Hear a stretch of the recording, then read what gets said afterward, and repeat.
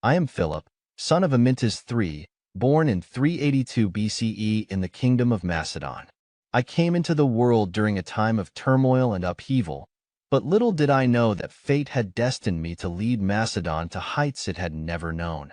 My life was shaped by war, diplomacy, and ambition, a relentless pursuit of power, unity, and the legacy of empire. My childhood, like that of many princes, was not one of ease. By the time I was a teenager, I had already seen Macedon nearly torn apart by invasions from its neighbors, the Illyrians, Thracians, and Greeks. My father, Amyntas III, ruled with difficulty, and the kingdom was constantly threatened by external forces and internal strife. When I was about 15, I was taken hostage by the Thebans, one of the most powerful Greek city-states of the time, during their invasion of Macedon. Although I was a captive, my time in Thebes would prove invaluable.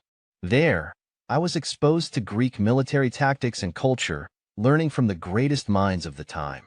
I was fortunate to observe the brilliant General Epaminondas and his innovative military strategies. The experience would shape my future approach to warfare, and I would later apply those lessons in my own campaigns. In 359 BCE, I became king of Macedon after the death of my brother, Perdiccas III, who had fallen in battle against the Illyrians. Macedon was in disarray. The army had been decimated, the kingdom was weakened, and enemies surrounded us on all sides. But I, Philip, would not let my kingdom fall. I was determined to restore order, reclaim lost territory, and make Macedon the dominant power in the region. My first act as king was to reorganize the army. I knew that without a strong military, we could not defend ourselves, much less expand. I reformed the Macedonian phalanx, a military innovation that would become the backbone of my power. I equipped my soldiers with longer spears, sarissas, and drilled them into a disciplined fighting force.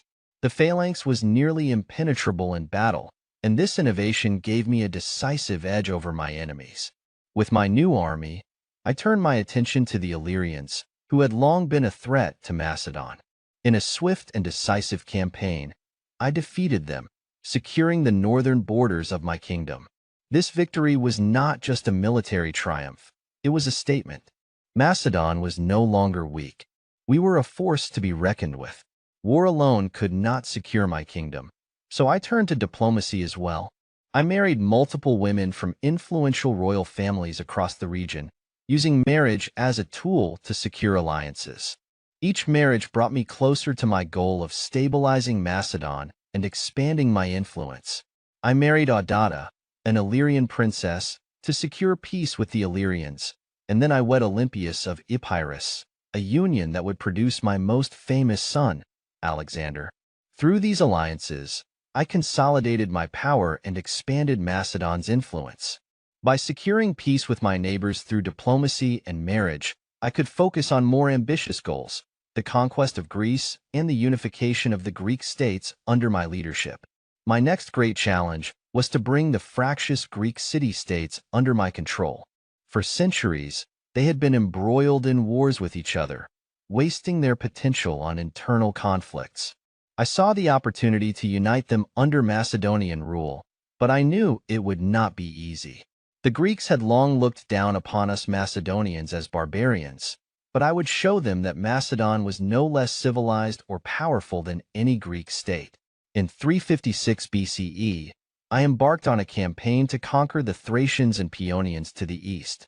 These victories extended Macedon's borders significantly and gave me control of crucial trade routes and resources, particularly gold and silver mines that funded my growing ambitions.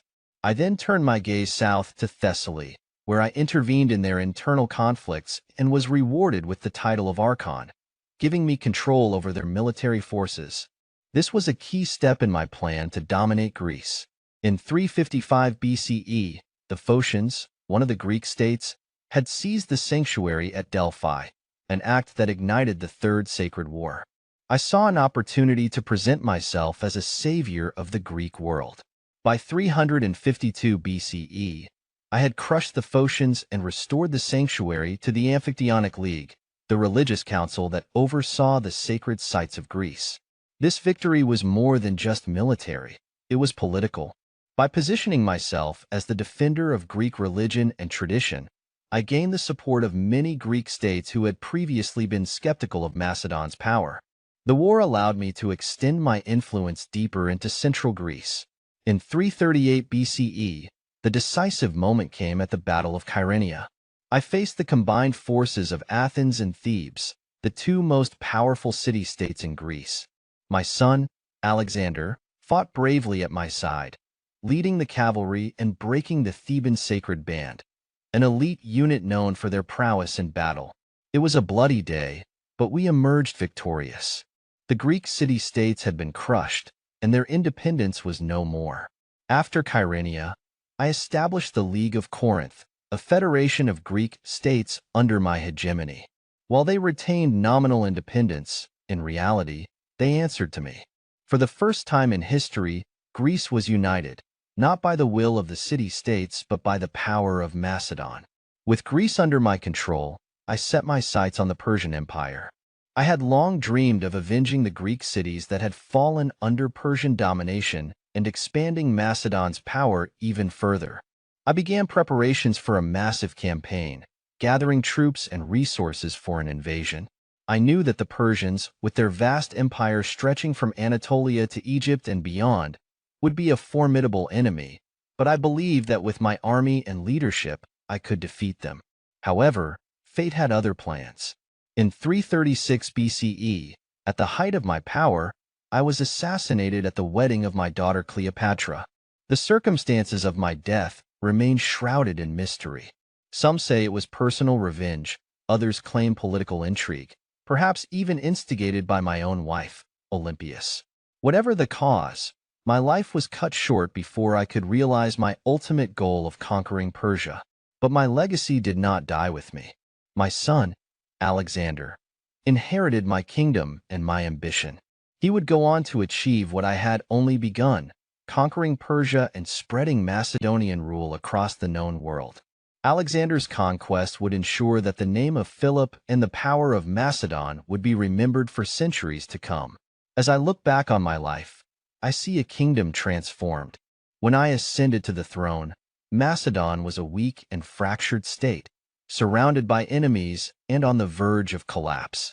Through military genius, diplomacy, and sheer will, I forged it into a powerful empire, uniting the Greek world and laying the foundations for an even greater realm under my son.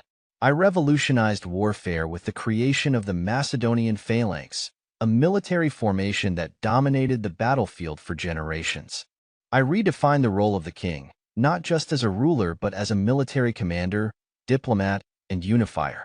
And, most importantly, I ensured that Macedon would no longer be a mere backwater on the fringes of the Greek world, but a dominant force in the politics and history of the ancient world.